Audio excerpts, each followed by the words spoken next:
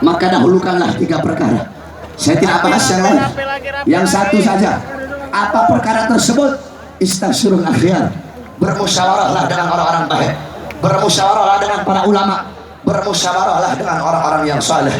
Inni law istasyartul malaikah fi akli minas syajarah la asyaru alayya bitarkih. Andaikan dulu aku minta nasihat malaikat di dalam memakan buah khuldi, maka malaikat akan memberikan petunjuk kepadaku untuk meninggalkan memakan buah tersebut. Oleh karena Nabi Adam mengajarkan di dalam melakukan hal apapun, minta nasihat ulama, minta petunjuk ulama.